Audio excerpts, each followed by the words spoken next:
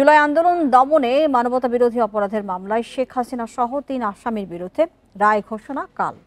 বিচারপতি গোলাম মর্তুজার নেতৃত্বে ৩ বিচারপতি ট্রাইব্যুনাল ১ এই রায় ঘোষণা করবেন। আদালত কক্ষ থেকে সরাসরি সম্প্রচার করা হবে বিটিভি এবং সামাজিক যোগাযোগ মাধ্যমে। রায়ে আসামিদের সর্বোচ্চ শাস্তির পাশাপাশি সম্পত্তি বাজেয়াপ্তের আদেশ চায় রাষ্ট্রপক্ষ। শেখ হাসিনার মামলার রায় ঘোষণাকে কেন্দ্র করে নিরাপত্তা বাড়ানো হয়েছে সুপ্রিম কোর্ট ও ট্রাইব্যুনাল এলাকায়। পুলিশের পাশাপাশি সেনা সদস্যদের দেখা গেছে টহল দিতে। রায় দেওয়ার আগ দিয়ে আরও জোরদার হবে নিরাপত্তা। প্রসিকিউশন জানায়, জুলাই আন্দোলন দমনে মারণাস্ত্র ব্যবহার করে হত্যার নির্দেশ সহ আসামিদের বিরুদ্ধে সুনির্দিষ্ট 5টি অভিযোগই সন্দেহাতীতভাবে প্রমাণ করতে পেরেছেন তারা। এজন্য শেখ হাসিনা ও আসাদুজ্জামান খানের মৃত্যুদণ্ডের রায় আশা করছে তারা। পাশাপাশি আইন অনুযায়ী সম্পত্তি বাজেয়াপ্ত করে ভুক্তভোগীদের জন্য ক্ষতিপূরণ চাওয়া হয়েছে। ভয়েস রেকর্ড বাজিয়ে শুনিয়েছি ওপেন কোর্টে, যেটা সম্প্রচার হয়েছে, সেখানে আপনারা শুনেছেন যে উনি নিজ মুখে এই আদেশটা দিয়েছেন কথোপকথনের মাধ্যমে। এইটা প্রত্যেকটি অপরাধী পৃথিবীতে এখন পর্যন্ত যত এই ধরনের মানবতা বিরোধী অপরাধ হয়েছে কেউই স্বীকার করেনি যে উনারা অপরাধী। তারই অংশ হিসেবে উনি অস্বীকার করেছেন, কিন্তু আদালত এটাকে ডিসাইড করবেন যে উনি আদৌ অপরাধী কি। সম্প্রতি বিভিন্ন সংবাদ মাধ্যমে নির্বিচারে গুলি করে হত্যার নির্দেশ দেননি বলে শেখ হাসিনা দাবি করলেও পলাতক আসামির বক্তব্যের কোনো আইনি ভিত্তি নেই বলছে প্রসিকিউশন। আসামি নারী হওয়ায় রায়ে কোনো অনুকম্পা পাওয়ারও সুযোগ নেই। ক্রিমিনাল জুডিসপ্রুডেন্স যেটা আমাদের দেশে সিআরপিসি আছে, সেখানে জামিন প্রদানের ক্ষেত্রে নারীকে, অসুস্থকে এবং কিশোর বালক শিশুদেরকে প্রিভিলেজ দেওয়া আছে, কিন্তু রায় প্রদানের ক্ষেত্রে নারীকে আমাদের সাধারণ আইনেও কোনো আলাদা প্রিভিলেজ দেওয়া হয়নি, আর আমাদের এই আইনেও কোনো আলাদা প্রিভিলেজ নেই। অর্থাৎ রায় প্রদানের ক্ষেত্রে আসামি নারী হোক পুরুষ হোক, তিনি তার অবস্থানে থেকে কি অপরাধ করেছেন সেই অপরাধের গ্র্যাভিটি বিবেচনা করে শাস্তি প্রদান করা হবে। তবে সাবেক আইজিপি চৌধুরী বামুন রাজসাক্ষী হওয়ায় তার বিষয় নির্ভর করছে আদালতের ওপর। প্রসিকিউশন আরও জানায়, সোমবার রায় ঘোষণার সময় সরাসরি সম্প্রচারে বিচারকদের না দেখা গেলেও অডিও শুনতে পাবেন দর্শকরা। Zahidul Bashar, independent news, Dhaka. ভারতে আশ্রয় নিয়ে ক্ষমতাচ্যুত প্রধানমন্ত্রী শেখ হাসিনা, সাবেক স্বরাষ্ট্রমন্ত্রী আসাদুজ্জামান খান এবং সাবেক আইজিপি চৌধুরী আবদুল্লাহ আল মামুনের বিরুদ্ধে মানবতা বিরোধী অপরাধের 5 অভিযোগে মামলার রায় কাল। জুলাই গণ অভ্যুত্থানের প্রাণঘাতী অস্ত্র, ড্রোন এবং হেলিকপ্টার ব্যবহার করে নির্বিচারে গণহত্যার মতো অপরাধ করেন বলে ট্রাইব্যুনালের সাক্ষ্য এবং প্রমাণ হাজির করে রাষ্ট্রপক্ষ। আর শেখ হাসিনার পক্ষে যুক্তিতর্ক উপস্থাপন করেন রাষ্ট্র নিযুক্ত আইনজীবী। অভিযুক্ত সাবেক আইজিপি রাজসাক্ষী হিসেবে অপরাধ স্বীকার করে সাক্ষ্য দেন। পালিয়ে গেছে শেখ হাসিনা, নাই শেখ হাসিনা চলে গেছে, শেখ হাসিনা পালায় না। পরপর 3 মেয়াদে রাষ্ট্র ক্ষমতা দখল করে থাকা আওয়ামী লীগ প্রধান শেখ হাসিনা সহ 3 জনের বিরুদ্ধে মানবতা বিরোধী 5 অভিযোগের বিচার করছে আন্তর্জাতিক অপরাধ ট্রাইব্যুনাল 1। আসামিদের একজন সাবেক আইজিপি চৌধুরী আবদুল্লাহ আল মামুন গ্রেপ্তার হয়ে কারাগারে। প্রবল গণ অভ্যুত্থানের মুখে ভারতে আশ্রয় নেন শেখ হাসিনা। অন্য আসামি সাবেক স্বরাষ্ট্রমন্ত্রীও পলাতক। প্রথম অভিযোগে বলা হয়, 2024 সালের 14 জুলাই গণভবনে শেখ হাসিনা আন্দোলনকারীদের রাজাকারের বাচ্চা ও নাতিপুতি হিসেবে আখ্যা দেন। এরপর সাবেক স্বরাষ্ট্রমন্ত্রী ও আইজিপি সহ ঊর্ধ্বতন কর্তৃপক্ষের প্ররোচনা ও নির্দেশে আইনশৃঙ্খলা বাহিনীর সদস্য ও সশস্ত্র আওয়ামী সন্ত্রাসীরা নিরস্ত্র ছাত্র জনতার উপর আক্রমণ করে। তার মানে কি মুক্তিযোদ্ধার সন্তান নাতিপুতিরা কেউ মেধাবী না? যত রাজাকারের বাচ্চারা নাতিপুতি হলো মেধাবী, তাই না? দ্বিতীয় অভিযোগ, হেলিকপ্টার, ড্রোন ও প্রাণঘাতী অস্ত্র ব্যবহার করে আন্দোলনকারীদের হত্যা করে নির্মূলের নির্দেশ দেন শেখ হাসিনা। হত্যা করা হয় হাজারেরও বেশি আন্দোলনকারীকে। পলাতক স্বরাষ্ট্রমন্ত্রী ও গ্রেপ্তার সাবেক আইজিপি অপরাধ সংগঠনের নির্দেশ, সহায়তা ও ষড়যন্ত্রের মাধ্যমে মানবতা বিরোধী অপরাধ করেন। হ্যাঁ, জঙ্গি হামলা হয়েছে। আপনি সন্ত্রাসী জঙ্গি এই কার্ডটা খেলবো আমরা এখন। সবাইকে বলা হয়েছে যে যেখান থেকে টিকাটা পারবো ধরে ফেলো, আর যেখানে গ্যাদারিং দেখবে সেখানে ওই উপর থেকে। আসামিদের বিপক্ষে তৃতীয় অভিযোগ, রংপুরে বেগম রোকেয়া বিশ্ববিদ্যালয়ের ছাত্র আবু সাইদ হত্যা। এই ঘটনায় পলাতক প্রধানমন্ত্রী সহ 3 জনের বিরুদ্ধে প্ররোচনা, উস্কানি ও সম্পৃক্ততার অভিযোগ। চতুর্থ অভিযোগ, গত বছরের 5 আগস্ট ঢাকার চানখারপুলে 6 জনকে আইনশৃঙ্খলা বাহিনী গুলি করে হত্যা করার নির্দেশদাতা আসামিরা। পঞ্চম অভিযোগে, আশুলিয়ায় গুলি করে হত্যা করা 5 আন্দোলনকারীর মরদেহ এবং জীবিত একজনকে পুলিশ ভ্যানে পুড়িয়ে দেওয়ার ঘটনার নির্দেশ ও প্ররোচনার উল্লেখ করা হয়। মানবতা বিরোধী অপরাধের এই মামলায় আন্দোলনকারী, আহত, প্রত্যক্ষদর্শী, চিকিৎসক সহ মোট ৫৪ জন সাক্ষ্য দিয়েছেন। প্রমাণ হিসেবে উপস্থাপন হয়েছে শেখ হাসিনার কথোপকথনের অডিও, ভিডিও, গণমাধ্যমের প্রতিবেদন, জব্দ করা গুলিসহ নানা আলামত। সাক্ষ্য গ্রহণ শেষে গত ১২ অক্টোবর থেকে ২৩ অক্টোবর চলে মামলার যুক্তিতর্ক উপস্থাপন। নূরে জান্নাত, ইন্ডিপেন্ডেন্ট নিউজ, ঢাকা। শেখ হাসিনার রায় ঘিরে আইনশৃঙ্খলা বাহিনী সতর্ক অবস্থায় রয়েছে বলে জানিয়েছেন স্বরাষ্ট্র উপদেষ্টা জাহাঙ্গীর আলম চৌধুরী। দুপুরে বরিশাল জেলা পুলিশ লাইন্সে আইনশৃঙ্খলা বাহিনী এবং মাঠ প্রশাসনের কর্মকর্তাদের সঙ্গে বৈঠক শেষে এই কথা জানান তিনি। স্বরাষ্ট্র উপদেষ্টা আরও বলেন, এই রায়কে ঘিরে যে কোনো ধরনের বিশৃঙ্খলা ঠেকাতে আইনশৃঙ্খলা বাহিনীকে নির্দেশ দেওয়া আছে। সাংবাদিকদের প্রশ্নের জবাবে তিনি বলেন, আগামী জাতীয় সংসদ নির্বাচন অবাধ, সুষ্ঠু ও উৎসব মুখর করতে মাঠ প্রশাসনকে সব ধরনের প্রস্তুতি নেওয়ার নির্দেশ দেওয়া হয়েছে। এখন সবাই নির্বাচনমুখী জানিয়ে সবার সহযোগিতা চেয়েছেন স্বরাষ্ট্র উপদেষ্টা।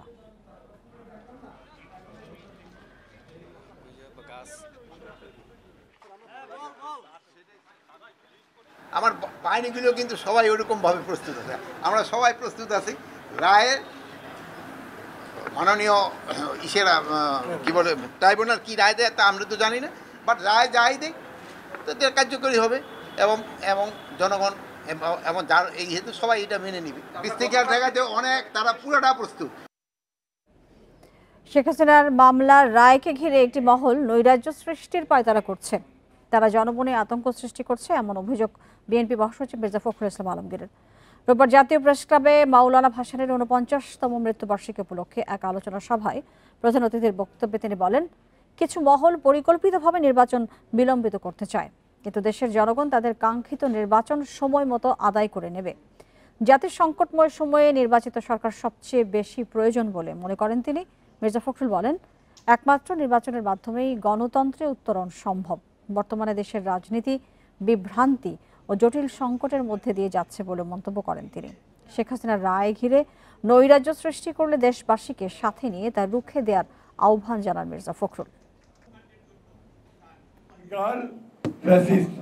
হাসিনার গণহত্যার বিরুদ্ধে যেটা ট্রায়াল হয়েছে রায় বেরোবে, এই নিয়ে একটা চরম আপনার একটা বলা যেতে পারে যে একটা অনিশ্চয়তা, একটা আতঙ্ক সারা দেশে বিরাজ করছে। এই নিয়ে কোনো ওইটা বড় একটা অপেক্ষা রাখে না এবং একটা মহল এটা নিয়ে বাংলাদেশে আবার একটা নৈরাজ্য সৃষ্টি করার জন্য পায়তারা করছে। রাজধানীর নিউ স্কাটন রোড এবং হাতিরঝিল এলাকায় ককটেল বিস্ফোরিত হয়েছে। সকালে এই ঘটনা ঘটে। জানা যায় সকাল ৮টা ৪০ দিকে নিউ স্কাটন রোডের ওয়াকফ ভবনের সামনে একটি ককটেল বিস্ফোরিত হয়। এই ঘটনায় এক পথচারী আহত হন। এদিকে সকাল ৯টা ১০ দিকে হাতিরঝিল এলাকায় একটি ককটেল বিস্ফোরণ ঘটিয়ে পালিয়ে যায় দুর্বৃত্তরা। এর আগে শনিবার রাত ১০:১০টার দিকে রাজধানীর বিমানবন্দর রেলওয়ে স্টেশনের ১ নং প্ল্যাটফর্মের সামনে ককটেল বিস্ফোরিত হয়। বিস্ফোরণ ঘটিয়ে সন্দেহভাজন এক দুর্বৃত্ত পালিয়ে যান। রেলওয়ে নিরাপত্তা বাহিনী আরএনবির কমান্ড্যান্ট মোহাম্মদ শফিকুল ইসলাম জানান, সিসিটিভি ফুটেজ দেখে হামলাকারীকে শনাক্তের চেষ্টা চলছে। ককটেল বিস্ফোরণে কেউ হতাহত হয়নি। ঘটনার পর থেকে স্টেশনে নিরাপত্তা বাড়ানো হয়েছে। একেবারে যে দক্ষিণ প্রান্ত নোম্যান্স ল্যান্ড টাইপের যে জায়গাটা, ওই জায়গাটায় ওখানে আন্ডার কনস্ট্রাকশন থাকা একটা পোর্শন আছে। ওইখানে টিনের যে ফাঁকটা আছে, আমরা ধারণা করছি ওই দিক থেকে একটা ককটেল নোম্যান্স ল্যান্ডে দিয়ে তারপরে মানে পালাই গেছে বাইরে থেকে। এটা ইনসাইডের কোনো ঘটনা না, আউটসাইডের একটা ঘটনা। সিলেটের সাভারে দাঁড়িয়ে থাকা অ্যাম্বুলেন্স সহ দুটি বাসে আগুন দিয়েছে দুর্বৃত্তরা। তবে এসব নাশকতার ঘটনায় কেউ হতাহত হয়নি। রাত ৩টার দিকে সিলেট নগরীর শহীদ শামসুদ্দিন আহমদ হাসপাতালের ভেতরে পার্কিংয়ে থাকা একটি অ্যাম্বুলেন্সে আগুন ধরিয়ে দেয় দুর্বৃত্তরা। খবর পেয়ে ফায়ার সার্ভিসের কর্মীরা আগুন নেভালেও পুড়ে ছাই হয় অ্যাম্বুলেন্সটি। হাসপাতালের সিসিটিভি ফুটেজে দেখা যায় দুটি মোটরসাইকেলে করে ৪ ব্যক্তি হাসপাতালে প্রবেশ করে। এরপর তারা অ্যাম্বুলেন্সে আগুন লাগিয়ে পালিয়ে যায়। এছাড়া কুমারগাঁও বাস স্ট্যান্ডে দাঁড়িয়ে থাকা একটি বাসে আগুন দেয় দুর্বৃত্তরা। অন্যদিকে ভোরে সাভারের ফুলবাড়িয়া বাস স্ট্যান্ডে সড়কের পাশে পার্কিং করে রাখা একটি বাসে আগুন দেয় দুর্বৃত্তরা। এছাড়া রাতে গাজীপুরে গ্রামীণ ব্যাংক কার্যালয়ে দুটি পেট্রোল বোমা নিক্ষেপ করে পালিয়ে যায় হামলাকারীরা। এতে সাইনবোর্ড পুড়ে গেলেও কোনো ক্ষয়ক্ষতি হয়নি।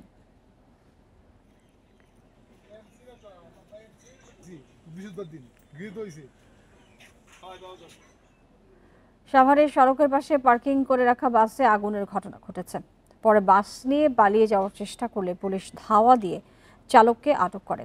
রাত 10:30টার দিকে সাভারের গেন্ডা বাস স্ট্যান্ড এলাকায় এই ঘটনা ঘটে। বাস মালিক জানান, পোশাক কারখানার শ্রমিকদের আনা নেয়ার কাজে ব্যবহৃত হয় বাসটি। রাতে সড়কের পাশে পার্কিং করে বাসের ভেতরে কয়েল জ্বালিয়ে চালক ঘুমিয়ে পড়েছিলেন। এ সময় কয়েল থেকে বাসটিতে আগুন ধরে যায়। খবর পেয়ে ফায়ার সার্ভিসের কর্মীরা বাসে লাগা আগুন নিভিয়ে ফেলেন। ততক্ষণে পুড়ে যায় বাসের 5টি আসন। সে সময় সেখানে পুলিশের উপস্থিতি টের পেয়ে বাস নিয়ে পালিয়ে যাওয়ার চেষ্টা করেন চালক। পরে পুলিশ ধাওয়া দিয়ে চালককে আটক এবং বাসটি জব্দ করে।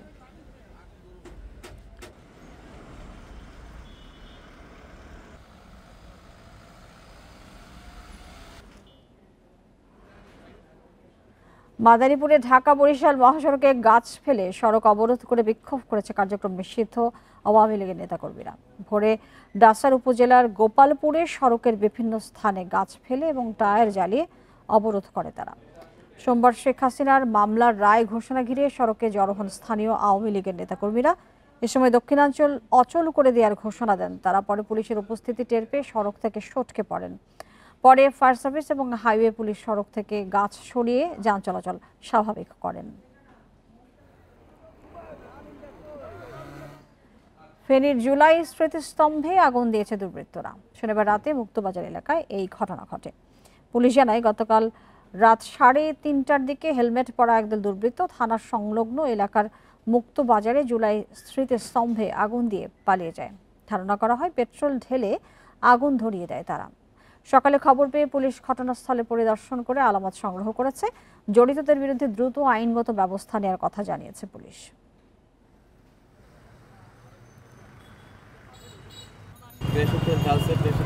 তারা আগুন দিয়ে চলে গেছে। স্কুলের টেবিলে পড়ে নাই, দেখছে কিছু অংশ জাস্ট এই কালো হয়ে গেছে, এটার কোনো ক্ষতি হয় নাই। আমরা দেখছি যে দুর্বৃত্তকারীরা কারা এটা ফাইন্ড আউট করছি আমরা। আওয়ামী লীগের লকডাউন কর্মসূচিতে নৈরাজ্যের কারণে গোপালগঞ্জে সন্ত্রাস বিরোধী আইনে 2টি মামলা করেছে পুলিশ। এতে 152 জনের নাম উল্লেখ সহ অজ্ঞাত 400 জনকে আসামি করা হয়েছে। রাতে গোপালগঞ্জ সদর এবং কাশিয়ানী থানার এসআই বাদী হয়ে মামলা দুটি করেন। সদর থানার ওসি শাহ আলম জানান, 13ই নভেম্বর আওয়ামী লীগের ঢাকা লকডাউন কর্মসূচিকে কেন্দ্র করে গোপালগঞ্জের কয়েকটি স্থানে সন্ত্রাসী কার্যক্রম চালায় কার্যক্রম নিষিদ্ধ আওয়ামী লীগ এবং সহযোগী সংগঠনের নেতাকর্মীরা। এই ঘটনায় 68 জনের নাম উল্লেখ এবং অজ্ঞাত 200 জনের বিরুদ্ধে মামলা করা হয়। এছাড়া কাশিয়ানী থানায় একই অভিযোগে 84 জনের নাম সহ অজ্ঞাত আরও 200 ব্যক্তিকে আসামি করা হয়। এসব মামলায় 5 জনকে গ্রেপ্তার করেছে পুলিশ।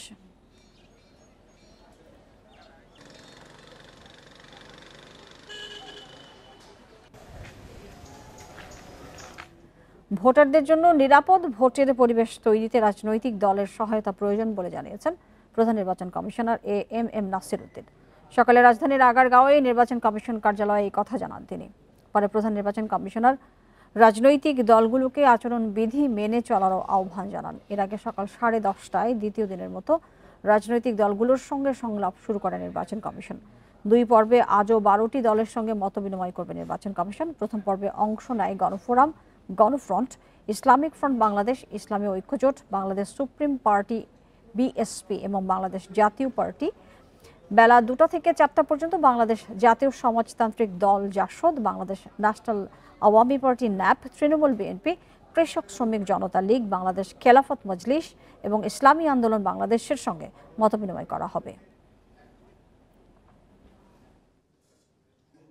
যাদের প্রভাব সরাসরি ভোটারদের উপরে আছে, যারা একদম সরাসরি ভোটারদেরকে প্রভাবিত করতে পারেন, তা আপনারা জাতীয় নেতৃবৃন্দ আপনাদের এই জন্য কোঅপারেশন এখানে খুবই দরকার হবে।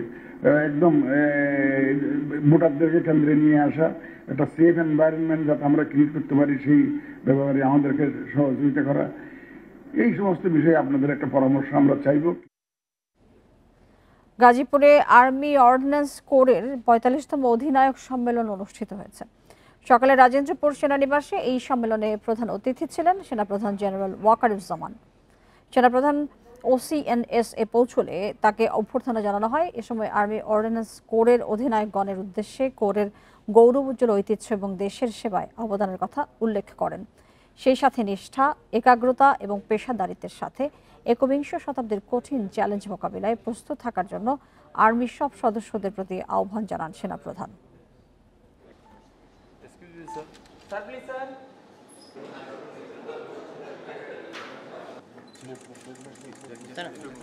বিচারকদের নিরাপত্তা নিশ্চিতে আইন উপদেষ্টার আশ্বাসে আজ সারা দেশে কলম বিরতি পালনের কর্মসূচি প্রত্যাহার করেছে বাংলাদেশ জুডিশিয়াল সার্ভিস অ্যাসোসিয়েশন। রাজশাহীতে বিচারকের ছেলে হত্যার ঘটনায় কালো ব্যাজ ধারণ এবং দোয়া মাহফিলের আয়োজন করবে অ্যাসোসিয়েশন। এর আগে শুক্রবার এক বিবৃতিতে দেশের সব আদালত, বিচারকদের বাসস্থান এবং যাতায়াতের সময় নিরাপত্তা বাহিনী নিযুক্ত সহ 2 দফা দাবিতে রোববার কলম বিরতির ঘোষণা দেয় বিচারকদের সংগঠন। এতে রাজশাহীর ঘটনায় বিচারকের নিরাপত্তা নিশ্চিতে অবহেলা এবং গ্রেপ্তারকৃত আসামিকে আইন বহির্ভূতভাবে মিডিয়ার সামনে উপস্থাপন করার দায়ে জড়িত পুলিশ সদস্যদের বিরুদ্ধে কঠোর ব্যবস্থা গ্রহণেরও দাবি জানানো হয়।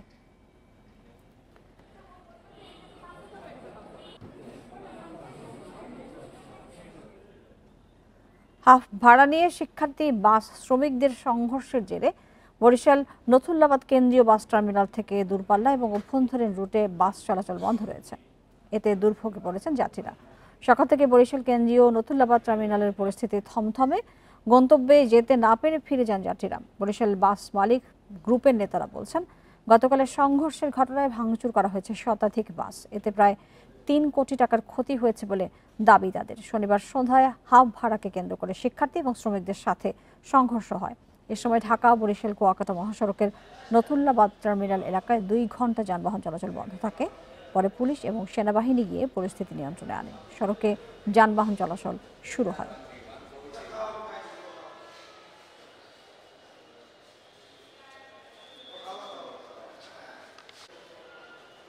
গাড়ি চলাচল অনিশ্চয়তার ভিতরে পড়ছি, কি হয় জানি না। আমি তো চরম দুর্ভোগের ভিতরে আছি আর কি। আমাদের যে মালিক সমিতি আছে, শ্রমিক ইউনিয়ন আছে, ওনারা আমাদের গার্ডিয়ান, ওনারা আমাদের যে দিক নির্দেশনা দেবে ওই অনুযায়ী আমরা এখন ওই পরিস্থিতির উপরে নির্ভর করতেছি। সরকার যদি কোনো পদক্ষেপ না নেয়, যদি ক্ষতিপূরণ না দেয়, তাহলে আমরা গাড়ি মেরামতো করতে পারবো না, চালাইতেও পারবো। সেখানকার পরিস্থিতি জানাতে যুক্ত হয়েছে সহকর্মী মুরাদ আহমেদ। মুরাদ, জানতে চাই যে এই পরিস্থিতির পরে এখন পরিস্থিতি কি থমথমেই আছে কিনা এবং বাস চলাচল কখন স্বাভাবিক হতে পারে? কি বলছেন মালিক শ্রমিকরা? কোন রকমের সমঝোতায় কি তারা আসতে পেরেছেন এই বিষয়ে? দেখুন, সমঝোতা এখন ভুলে আছে, আনুষ্ঠানিকতায় সমঝোতা এখানে যাকে দেওয়া হয়েছে দায়িত্ব তাকে সব পক্ষই মেনে নিয়েছেন। উনি হচ্ছেন বরিশাল বিভাগীয় বাস মালিক গ্রুপের সভাপতি জিয়াউদ্দিন শিকদার। উনি বিএনপির একজন প্রভাবশালী নেতা, তাকে সব পক্ষই মেনে নিয়েছেন। উনি কাজও শুরু করেছেন। উনি যেটা বলেছেন যে অ্যাকচুয়ালি সমঝোতা হয়ে গেছে, এখন আনুষ্ঠানিকতা বাকি আছে। সেটি হচ্ছে কালকে সকাল নাগাদ সব পক্ষ এসে এখানে একটু পরিদর্শন করবেন। তারপর যেটা হয় এই যে টি ব্রেক হবে এবং হ্যান্ডশেক হবে, দুঃখ প্রকাশ হবে, সুখ প্রকাশ হবে, ইত্যাদি ইত্যাদি সবকিছু মিলিয়ে ওই অন দ্য স্পট অ্যানাউন্স হয়ে যাবে যে এই আমরা মেনে নিলাম বা আমরা ভবিষ্যতে ভালো মতো চলবো, ইত্যাদি ইত্যাদি। যেটি হচ্ছে যে আমরা যখন বাস বন্ধ রয়েছে এটি দাবি করেছিলাম। দেখুন, আমার পেছনে দূরপাল্লার যত বাস আছে, অর্থাৎ দক্ষিণবঙ্গ থেকে ঢাকা, চট্টগ্রাম, খুলনা, রাজশাহী, সিলেট, রংপুর, এই যে দূর থেকে দূরান্তগামী যত বাস আছে, যেখানে বরিশাল ভায়া অর্থাৎ দক্ষিণবঙ্গের ভোলা, তারপর হচ্ছে বরগুনা, পটুয়াখালী, বাউফল, ভান্ডারিয়া, মঠবাড়িয়া, পিরোজপুর থেকে শুরু করে যতগুলো দক্ষিণবঙ্গের জেলা আছে, সেখান থেকে যে বাসগুলো দূর দূরান্তে যায় তারা সবাই বরিশাল টাচ করে যাওয়া শুরু করছে। এতে করে একটা বড় লোড, বড় লোড এটা কমে গেছে। প্রায় স্বাভাবিক হলেও স্বাভাবিক হয়েছে এটা বলা যাবে না, কারণ বরিশাল থেকে যেসব বাস ছাড়ে সেই সব বাস ছাড়ছে না, ছাড়ার কোনো উপায় নেই। সব বাসের কাজ ভাঙা, এতগুলো কাজ একদিনে দেওয়া সম্ভব না, এত লেবারও নেই সব গাড়িগুলো একদিনে ছেড়ে ফেলতে পারবে। আমরা যেটা দেখেছি লোকাল এবং প্রায় 210টার মতো গাড়ি ভাঙচুর। এখন এটা স্বাভাবিক হতে কমপক্ষে 15 থেকে 20 দিন সময় লাগবে। অর্থাৎ গাড়ি যেটা স্বাভাবিক হবে চলাচল সাথে সাথে স্বাভাবিক হবে, গাড়ি যেটা অস্বাভাবিক থাকবে, ভাঙাচোরা থাকবে, সেইটা চলবে না। এটাই হচ্ছে এখনকার সিদ্ধান্ত। আর যেই সমঝোতার কথা বলা হচ্ছে চিরাচরিত নিয়ম অনুযায়ী ওই হ্যান্ডশেক হবে, এবং সেটাও আগামীকাল নাগাদ হয়ে যাবে। এখন যেভাবে চলছে এটা যতদিন পর্যন্ত সব গাড়ি সারানো না হবে ততদিন পর্যন্ত এইভাবেই চলবে, কাট করে মানে কাটছাট করে হ্যাঁ এদেরকে চালাতে হবে। এই হচ্ছে বাস মালিক সমিতির বক্তব্য। তারা আরো আক্ষেপ করে বলেছেন এখন পর্যন্ত এখানে পুলিশের গ্যাদারিং আমরা দেখিনি, পুলিশ এবং প্রশাসন থেকে তাদের কাছে একটা ফোনও আসে নাই। অর্থাৎ দায়িত্বশীল যারা আছেন তারা এই বিষয়টি এখনো সংশ্লিষ্ট হননি। ধন্যবাদ মুরাদ আপনাকে আমাদের সাথে যুক্ত হবার জন্য। লক্ষ্মীপুরে বিএনপি নেতা জহিরকে কুপিয়ে এবং গুলি করে হত্যার ঘটনায় ৩ জন আটক করেছে পুলিশ। রোববার সকালে লতিফপুর এবং বিভিন্ন স্থানে অভিযান চালিয়ে তাদের আটক করা হয়। এই ঘটনায় মামলার প্রস্তুতি চলছে জানিয়ে চন্দ্রগঞ্জ থানার ভারপ্রাপ্ত কর্মকর্তা মোহাম্মদ ফয়জুল আজিম নোমান বলেন, মাদক ব্যবসা এবং অন্তর্কোন্দলের কারণে এই হত্যাকাণ্ড ঘটেছে বলে প্রাথমিকভাবে ধারণা করা হচ্ছে। সন্দেহভাজন ৩ জনকে আটক করা হয়েছে, তাদের জিজ্ঞাসাবাদ চলছে। নিহতের মরদেহ ময়নাতদন্তের জন্য সদর হাসপাতালের মর্গে পাঠানো হয়েছে। এর আগে শনিবার রাতে চন্দ্রগঞ্জ ইউনিয়নের ৪ নং ওয়ার্ড বিএনপির সাধারণ সম্পাদক আবুল কালাম জহিরকে কুপিয়ে এবং গুলি করে হত্যা করে দুর্বৃত্তরা।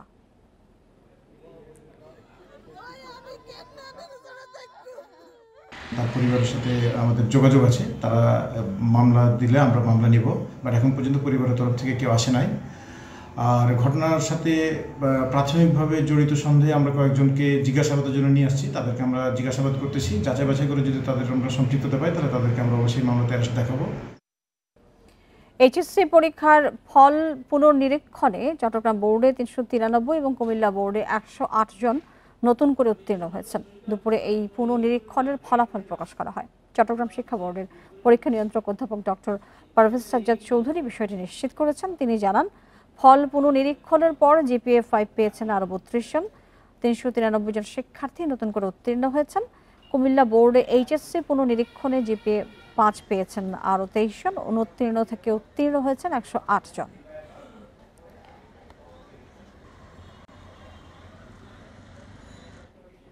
নাটোরের সড়ক মহাসড়কে সাধারণ মানুষের চলাচল নির্বিঘ্ন করে অবৈধ স্থাপনা উচ্ছেদ অভিযান চালিয়েছে সড়ক ও জনপথ বিভাগ। দুপুর ১২টার দিকে শহরের মাদ্রাসা মোড়, হরিশপুর এবং কানাইখালী এলাকায় এই অভিযান চালানো হয়। প্রশাসন জানায়, সড়কগুলোতে মানুষের নিরাপদে চলাচল করতে এবং ফুটপাতে অবৈধ দখলদারদের স্থাপনা সরিয়ে নিতে মাইকিং সহ বারবার নোটিশ দেওয়ার পরও অবৈধ স্থাপনা না সরিয়ে নেওয়া এই অভিযান চালানো হয়েছে। এছাড়া প্রশাসনের পক্ষ থেকে একটি মনিটরিং কমিটি করা হয়েছে। এই কমিটি নিয়মিত তদারকি করবে। এরপরও যদি কেউ মহাসড়কের পাশে অবৈধ স্থাপনা করে তাহলে তাদের বিরুদ্ধে জরিমানা সহ আইনগত ব্যবস্থা গ্রহণ করা হবে। এ সময় পুলিশ এবং জেলা প্রশাসনের কর্মকর্তারা উপস্থিত ছিলেন।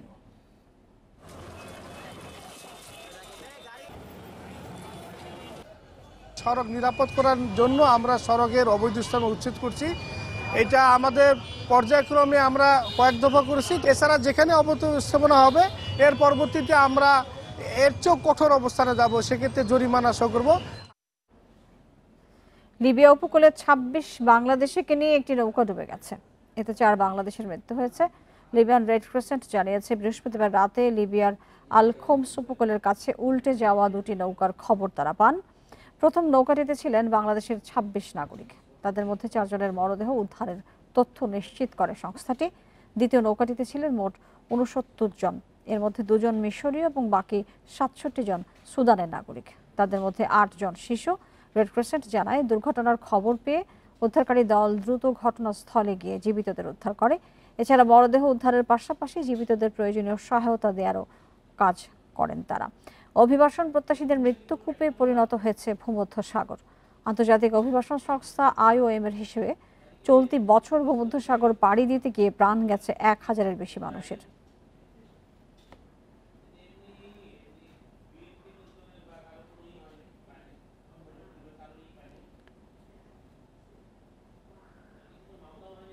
এক বছর আগেই ২০০ শয্যা বিশিষ্ট খুলনা বিভাগীয় শিশু হাসপাতালের অবকাঠামো নির্মাণ শেষ হয়েছে, কিন্তু এখনো চালু হয়নি। নিরাপত্তার প্রয়োজনীয় ব্যবস্থা না থাকায় বুঝে নিচ্ছে না সিভিল সার্জনের কার্যালয়।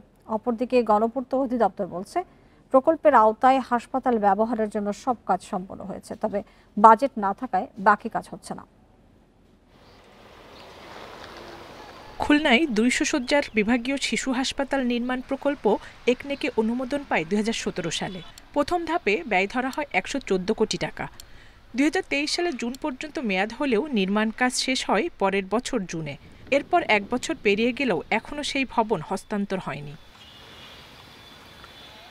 সিভিল সার্জনের কার্যালয় বলছে, সীমানা প্রাচীর, প্রধান গেট এবং প্রয়োজনীয় নিরাপত্তা ব্যবস্থা না থাকায় হাসপাতালের ভবন বুঝে নিতে পারছেন না তারা। সীমানা প্রাচীর, মেইন গেট নির্মাণ এবং সিকিউরিটি ব্যবস্থা হবে, তখন আমরা ভবনটি আমরা বুঝে নিতে পারবো এবং এর পরবর্তীতে স্বাস্থ্য মন্ত্রণালয় আমাদেরকে এখানে লোকবল নিয়োগ দিবে। লজিস্টিক সাপোর্টগুলো দিলেই আমরা শিশু হাসপাতাল পূর্ণতমে কাজ করার প্রক্রিয়া করব বলে আমরা আশা করি।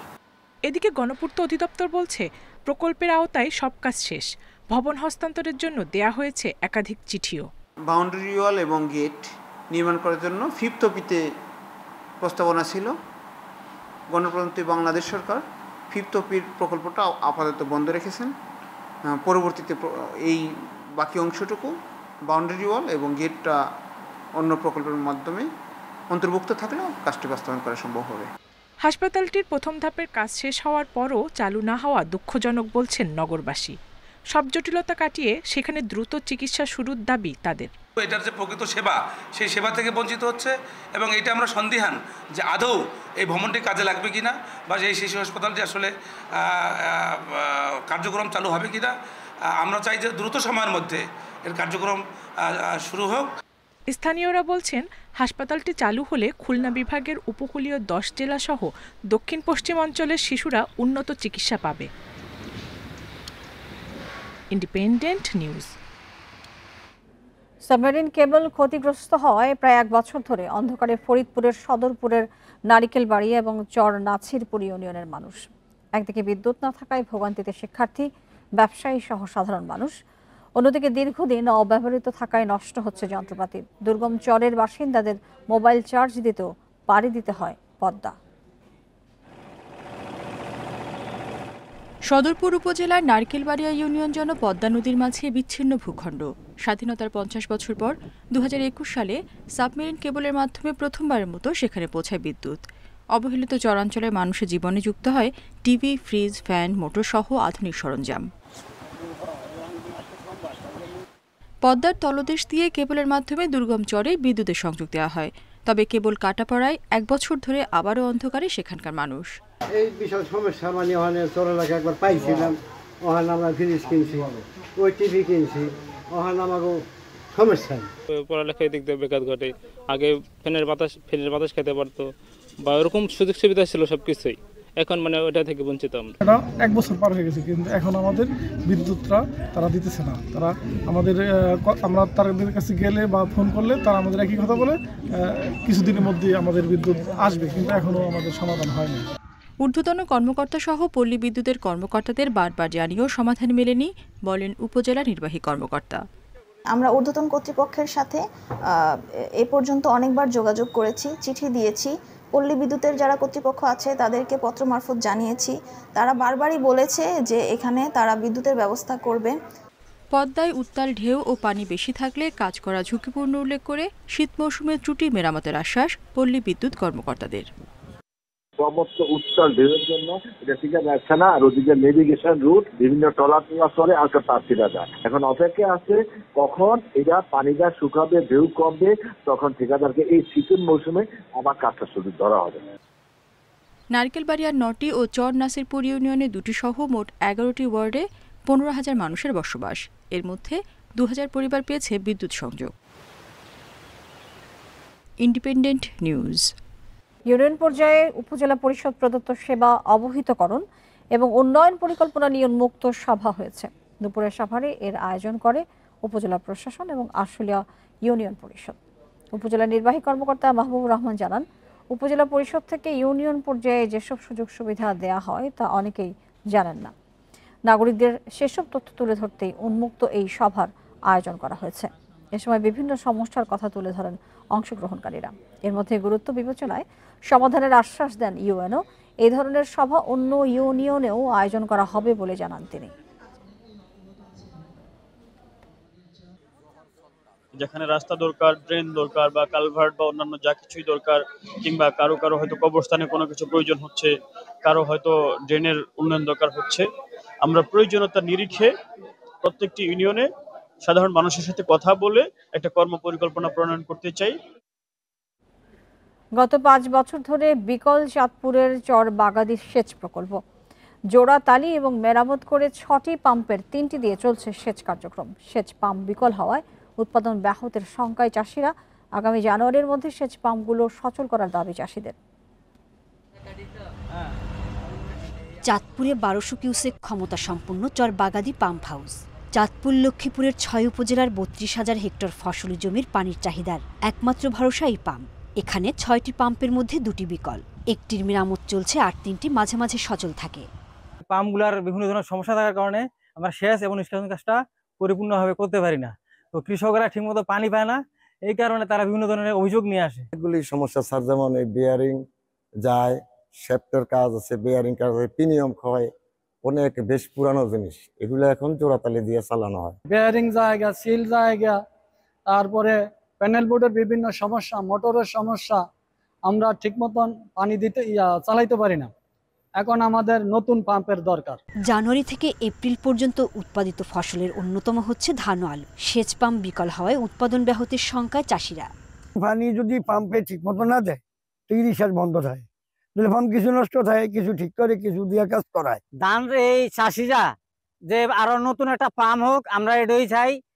পানি উন্নয়ন বোর্ড জানিয়েছে পাম্প পুনঃস্থাপন সহ আনুষঙ্গিক কাজের প্রকল্প প্রস্তাবনা মন্ত্রণালয়ে পাঠানো হয়। অন্যদিকে দ্রুত পাম্পগুলো সংস্কারে চিঠি দিয়েছে জেলা প্রশাসন। আমরা একটা প্রকল্প এগুলো চেঞ্জ করার জন্য প্ল্যানিং কমিশন প্রেরণ করেছি। প্রকল্পের মোট প্রাকৃত ব্যয় 236 কোটি টাকা। প্রকল্পে অনুমোদন হলে আমরা এগুলো চেঞ্জ করতে পারবো এবং সেচ প্রকল্পের সেচ ও নিষ্কাশন কার্যক্রম অনেকাংশ সুন্দরভাবে পরিচালনা করা সম্ভব হবে। আমরা চিঠি দিয়েছি যে ওই প্রকল্পটা পাশ হওয়ার আগে যেন তাদের নিজস্ব অর্থায়নে বা রাজস্বের খাত থেকে যেন এই পাম্পগুলোকে যেন একটু সংস্কার করা হয়, এবং যে পাম্পগুলার সামান্য সংস্কার করলে তাদের সক্ষমতা বৃদ্ধি পাবে এবং আমাদের পানি উত্তোলনের হার বৃদ্ধি পাবে, সেই রকম যেন একটা তারা উদ্যোগ গ্রহণ করে। আর 1978 সালে 60 কিলোমিটার বেড়িবাঁধের জন্য নির্মিত হয় চর বাগাদি সেচ প্রকল্প। Independent news. খুচরা সার বিক্রেতাদের বহাল রাখা এবং টিও লাইসেন্সের দাবিতে ঝিনাইদহে মানববন্ধন এবং বিক্ষোভ কর্মসূচি পালিত হয়েছে। রোববার সকালে হরিণাকুণ্ড উপজেলা মোড়ে এই কর্মসূচির আয়োজন করে খুচরা সার বিক্রেতা অ্যাসোসিয়েশন অব বাংলাদেশ। এতে ব্যানার ফেস্টুন নিয়ে উপজেলার বিভিন্ন এলাকার খুচরা সার বিক্রেতারা অংশ নেন। বক্তারা বলেন, খুচরা সার বিক্রেতাদের বাতিল করতে প্রজ্ঞাপন জারি হয়েছে। এটা বাস্তবায়ন হলে দেশের 44,000 ব্যবসায়ী এবং তাদের পরিবার সহ 5 কোটি কৃষক ক্ষতিগ্রস্ত হবে। তাই এই সিদ্ধান্ত বাস্তবায়ন না করার আহ্বান জানানো হয় কর্মসূচি থেকে। পরে একটি বিক্ষোভ মিছিল বের করা হয়। মিছিলটি বিভিন্ন সড়ক ঘুরে উপজেলা কৃষি অফিসের সামনে গিয়ে শেষ হয়। সেখানে উপজেলা কৃষি সচিব বরাবর স্মারকলিপি পেশ করেন ব্যবসায়ীরা।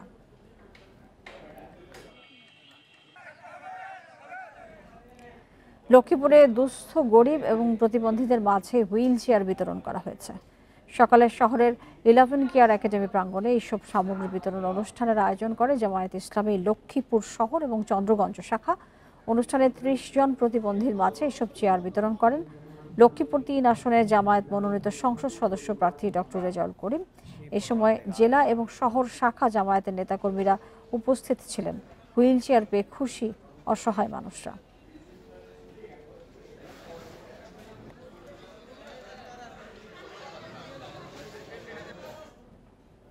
আমেরিকা থেকে আমদানি করা গম নিয়ে এই প্রথম সরাসরি মোংলা বন্দরে পৌঁছেছে এমভি উইকোটাটি। শনিবার ভোরে মোংলা বন্দরের ফেয়ারওয়েতে পৌঁছয় জাহাজটি। এরপর গমের গুণগত মানের পরীক্ষা নিরীক্ষা শেষে রোববার সকাল থেকে জাহাজ থেকে গম খালাসের কাজ শুরু হয়। খাদ্য অধিদপ্তর জানিয়েছে, জাহাজে আসা খাদ্যশস্যের নমুনা সংগ্রহ করে পরীক্ষা নিরীক্ষার জন্য পাঠানো হয়েছে। গুণগত মান বজায় থাকায় গম খালাসের কাজ শুরু হয়েছে। 60,875 মেট্রিক টন গমের মধ্যে 35,075 মেট্রিক টন মোংলার খাদ্য গুদামে সংরক্ষণ করা হবে। বাকি গম রাখা হবে খুলনা, বরিশাল এবং রাজশাহীতে।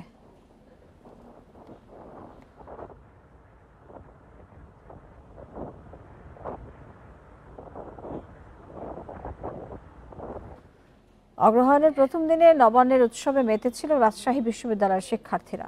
তাদের সাথে যোগ দেন শিক্ষকরাও। নেচে গেয়ে উৎসব পালন করেছেন তারা। নবান্ন উৎসবের আয়োজন করে অ্যাগ্রোনমি অ্যান্ড এগ্রিকালচার এক্সটেনশন সমিতি। সকালে ধান কেটে উৎসবের উদ্বোধন করা হয়। নবান্ন উদযাপনের যে বৈচিত্র্যময় গ্রামীণ ঐতিহ্য, তারই এক দৃষ্টিনন্দন প্রতিফলন দেখা যায় কৃষি অনুষদ চত্বরে। এরপরই শুরু হয় পিঠার বর্ণিল আয়োজন, যেখানে জড়ো হন শিক্ষক, শিক্ষার্থী সহ সাধারণ মানুষ। এরপর অনুষদের সামনে থেকে বের হয় বর্ণাঢ্য শোভাযাত্রা। আগামী প্রজন্মের কাছে নবান্ন যেন হারিয়ে না যায়, সেজন্যই প্রতি বছর এমন আয়োজন করে বিশ্ববিদ্যালয় কর্তৃপক্ষ।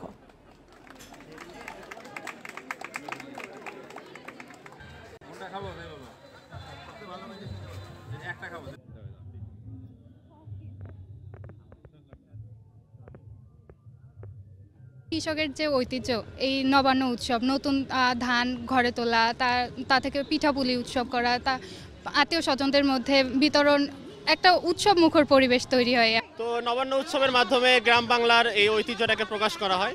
তো সেই সুবাদে আমাদের বিভিন্ন চরিত্রের অভিনয়ের দায়িত্ব দেওয়া হয়েছে। তো আমাকে বরের দায়িত্ব দেওয়া হয়েছে।